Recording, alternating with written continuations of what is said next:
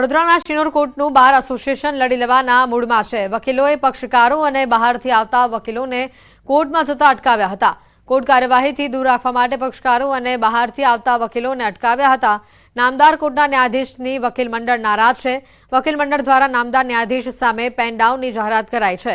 વકીલો ઠરાવ કરીને ચોક્કસ મુદતની હડતાલ પર ઉતર્યા છે। શિનોર નામદાર કોર્ટના જજ સામે વડોદરા જિલ્લા જજ હાઈકોર્ટ અને વિજિલન્સમાં લેખિત રજૂઆત કરવામાં આવી છે। શિનોર કોર્ટની બહાર પોલીસે ચુસ્ત બંદોબસ્ત ગોઠવાયો હતો। વારંવાર ધક્કા ખાવા છતાં કોઈક નિર્ણય લેવાતો નથી અને અમારા સિનિયર જજીસને ખોટા હેરાન કરવામાં આવે છે। કોઈ કાર્યવાહી થતી નથી કે નથી આવતા એને વોર્ન પણ બજાવતા નથી અને એક તરફી ચાલ્યા કરે છે અને બસ આવીને અમારા પાછું જતું રહેવાનું। જો અમે ના આવ્યો તો અમારે એક્શન લેવામાં આવે છે। એટલે આ કોઈ પાતનું કશું કઈ કાર્યવાહી થતી જ નથી। અહીંયા હડતાલ છે તો મારે શું કરવાનું? મારા બેરેટી દવા કરું કે હું અહીંયા આગળ કોર્ટના ધક્કા ખાઉં? અને મારું કોઈ ગુનો નહીં, મારું કશું નહીં। મેં એની પહેલા બે જે કેસ કર્યા હતા એ લોકો કેસ કરીએ છે ને તો પૈસા લઈને બધાને છોડી મેલે છે અને આ ગાંધીનગર મેં ડાયરેક્ટ 100 નંબર પર કરી ત્યારે આ લોકો મારો કેસ અહીં દાખલ કર્યો છે। પેન ડાઉન હડતાલનો આજ દિન સુધી કોઈ નિકાલ નહીં આવ્યો, એટલે જો અઠવાડિયા 10 દિવસમાં નહીં નિકાલ આવે તો છેલ્લામાં છેલ્લા 24 તારીખથી અમે અમારું આંદોલન ઉગ્ર બનાવીશું અને પ્રતિક ઉપવાસ પર ઉતરવાની પણ અમારી તૈયારી છે અને ગાંધી ત્રીજા માર્ગે અમે આગળ વધીશું। આજરોજ અમો અસીલોને કોર્ટમાં જતા અટકાવેલ છે, તેમજ તે અંગે જો કોઈ નિવેડો નહીં આવે તો 24/12 અમો ઉગ્ર આંદોલન તેમજ પ્રતિક ઉપવાસ પર ઉતરવાની પણ અમારી તૈયારી રહેશે। બનાસકાંઠાના સુઈ ગામની શાળાનો વિવાદ આખરે ઉકેલાયો છે। ડાભી સરકારી માધ્યમિક શાળાના તાળા ખુલ્યા। શાળામાં શિક્ષકોને લઈને જે વિવાદ હતો તે ઉકેલાયો છે। માધ્યમિક શિક્ષણ વિભાગે જ્ઞાન સહાયકને શાળામાં મોકલવાની વ્યવસ્થા કરી। આગામી સમયમાં ભરતી પ્રક્રિયા કરી શિક્ષકોની ઘટ પૂરી કરાશે।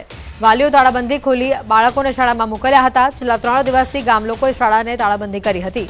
બુધવારે વાલીઓ શાળાને તાળો મારી ઉતર્યા હતા ભૂખ હડતાલ પર।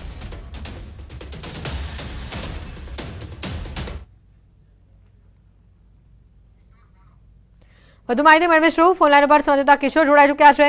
કિશોર, જે રીતે આખી ઘટના સામે આવી, વાલીઓ તાળા ખોલીને બાળકોને શાળાએ મોકલ્યા, કેવો મામલો હતો અને વાલીઓ હવે શું કહી રહ્યા છે?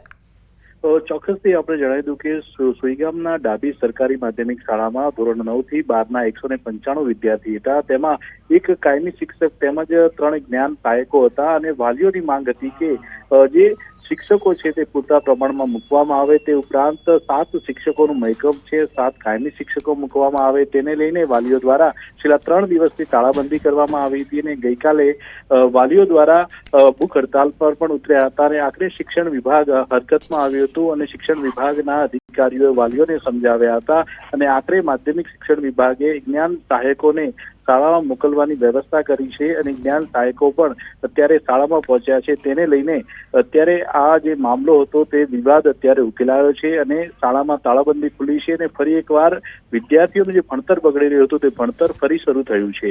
જી બિલકુલ, આભાર કિશોર માહિતી બદલ। ઊંઝા ખેતીવાડી ઉત્પન્ન બજાર સમિતિની ચૂંટણી માટે મેન્ડેટ જાહેર કરાયું છે। ભાજપે મેન્ડેટ જાહેર કર્યું છે। ખેડૂત વિભાગમાં 10 લોકોને મેન્ડેટ અપાયા છે। વેપારી વિભાગમાં 4 લોકોને મેન્ડેટ અપાયા છે। ધારાસભ્ય કિરીટ પટેલ અને પૂર્વ વાઇસ ચેરમેન અરવિંદ પટેલને મેન્ડેટ નથી આપવામાં આવ્યું। ધારાસભ્ય કિરીટ પટેલ અને પૂર્વ ચેરમેન દિનેશ પટેલના જૂથને સાચવવાનો પ્રયત્ન કરવામાં આવ્યો છે। બંને જૂથને મેન્ડેટમાં ખુશ રાખવા પ્રયાસ કરાયા છે। પૂર્વ ધારાસભ્ય નારાયણ પટેલના પૌત્ર સુપ્રીત પટેલને મેન્ડેટ અપાયો છે। વધુ માહિતી મેળવીશું। ફોનલાઈન પર સંવાદદાતા કેતન જોડાઈ ચૂક્યા છે। કેતન, જે રીતે મેન્ડેટ અપાયા છે અને ખુશ રાખવાના પ્રયત્નો પણ થયા હોવાની વિગત છે, વધુ માહિતી શું? ચોક્કસથી એટલું જણાવી દઉં કે ઊંઝા એપીએમસી ચૂંટણી મામલે હાલમાં ભાજપ દ્વારા જે 14 જેટલા જે મેન્ડેટ હોય છે આપવામાં આવે છે, જેમાં 4 વેપારી અને 10 ખેડૂત વિભાગના જે ઉમેદવારો હોય છે તેમને મેન્ડેટ આપવામાં આવે છે। ઉલ્લેખનીય છે કે ઊંઝા એપીએમસી ચૂંટણી માટે ભાજપ દ્વારા આ ચૂંટણી સમરસ થાય તેવા તમામ પ્રયત્નો કરવામાં આવ્યા હતા, પરંતુ આ જે ચૂંટણી હોય છે સમરસ ન થતા હાલમાં ભાજપ દ્વારા જે 2 જૂથો હોય છે કે પૂર્વ એપીએમસી ચેરમેન દિનેશભાઈ પટેલ અને ધારાસભ્ય કિરીટ પટેલના જૂથને સાચવવાનો પ્રયત્ન કર્યો છે। તેમના જે કેટલાક લોકો હોય છે તેમને હાલમાં આ મેન્ડેટ આપવામાં આવી રહ્યા છે। તો બીજી બાજુ પૂર્વ ધારાસભ્ય નારાયણ પટેલ છે, તેમના પૌત્ર સુપ્રીત પટેલને પણ હાલમાં મેન્ડેટ આપવામાં આવી છે। જી બિલકુલ, આભાર માહિતી બદલ। મુખ્યમંત્રી ભૂપેન્દ્ર પટેલના શાસનને 2 વર્ષ પૂર્ણ થયા છે અને આ પ્રસંગે સીએમએ ટ્વીટ કરીને રાજ્યવાસીઓનો આભાર વ્યક્ત કર્યો। ટ્વીટમાં મુખ્યમંત્રીએ ટાંક્યું કે રાજ્યના છેવાડાના માનવીનું જીવન સુખમય બને તેવા સંનિષ્ઠ પ્રયાસો ગુજરાત સરકારે હાથ ધર્યા છે. રાજ્યના વિકાસ યાત્રામાં સાથ આપવા બદલ ટીમ ગુજરાત વતી સીએમએ નાગરિકોનો આભાર માન્યો. આજે સીએમ બન્યાના 2 વર્ષ પૂર્ણ થયા છે. સીએમ ભૂપેન્દ્ર પટેલના શાસનને આજે 2 વર્ષ પૂર્ણ થયા છે અને જેને લઈને તેઓએ ટ્વીટ કરીને ગુજરાતવાસીઓનો આભાર માન્યો. રાજ્યવાસીઓનો આભાર તેમણે વ્યક્ત કર્યો. ટ્વીટમાં મુખ્યમંત્રીએ ટાંક્યું કે રાજ્યના છેવાડાના માનવીનું જીવન સુખમય બને તેવા સંનિષ્ઠ પ્રયાસો ગુજરાત સરકારે હાથ ધર્યા છે. રાજ્યના વિકાસ યાત્રામાં સાથ આપવા બદલ ટીમ ગુજરાત વતી સીએમએ નાગરિકોનો આભાર માન્યો. બુલેટિનમાં અત્યારે ફક્ત આટલું જ. રજા આપશો. નમસ્કાર.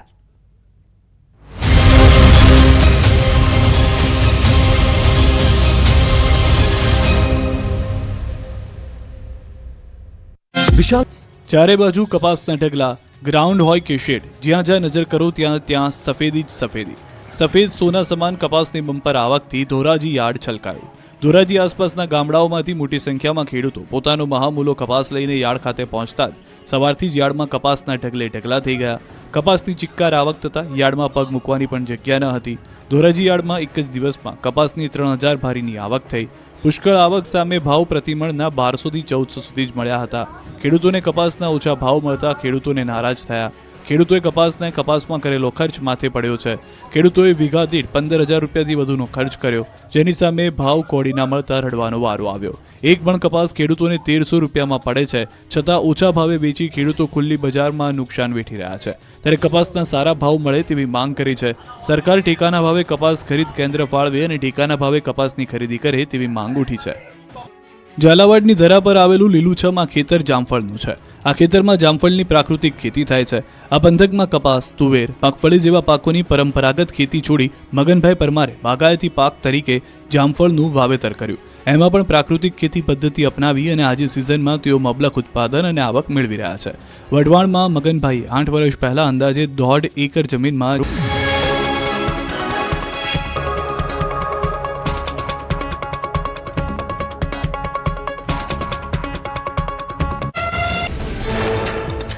જૂનાગઢમાં સત્તાધારની જગ્યાનો વહીવટ સરકાર હસ્તક લેવા ઉઠી માંગ. આપા ગીગાની જગ્યાના વર્તમાન મહંત વિજય બાપુ સામે તેમના સગ્ગા મોટા ભાઈએ લગાવ્યા ગંભીર આક્ષેપ. વર્ષો જૂની જગ્યાના વહીવટમાં કરોડોની ગોલમાલ થતી હોવાનો આક્ષેપ ભાવનગર રહેતા નિવૃત્ત અધિકારી અને મહંત વિજય બાપુના નીતિન ચાવડાએ મુખ્યમંત્રી અને ગૃહમંત્રીને પત્ર લખ્યો. મહંત સામે વ્યાભિચારના આક્ષેપ પણ કર્યા. ગીર સોમનાથમાં સિંહણ રસ્તો ક્રોસ કરતી દેખાઈ. કોડીનારના મિતિયાજ ગામે સિંહણે ધામા નાખ્યા. કોડીનાર આલીદર સ્ટેટ હાઈવે પર સિંહણ રોડ ક્રોસ કરતી મોબાઈલ કેમેરામાં કેદ. યુપી, રાજસ્થાન સહિત 10 રાજ્યોમાં હાડ થીજાવતી ઠંડી. બિહાર, ઝારખંડ અને બંગાળમાં ગાઢ ધુમ્મસની ચાદર. કેદારનાથ અને બદ્રીનાથ ધામ બરફથી ઢંકાયા. હિમાચલ પ્રદેશે જાણે શ્વેત આભૂષણ ધારણ કર્યા. પર્વત, રસ્તાઓ, ઘર, જ્યાં જુઓ ત્યાં બરફ જ બરફ હોય તેવા દ્રશ્યો આવ્યા સામે. બરફથી ઢંકાયેલા જંગલના અનુભવને માણવા ઉમટી રહ્યા છે પ્રવાસીઓ.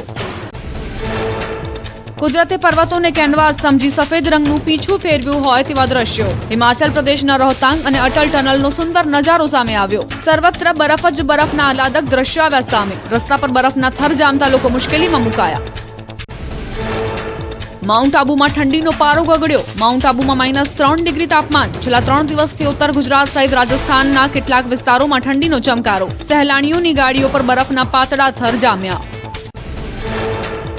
જમ્મુ કાશ્મીરમાં હિમવર્ષાથી શિયાળુ જોશમાં.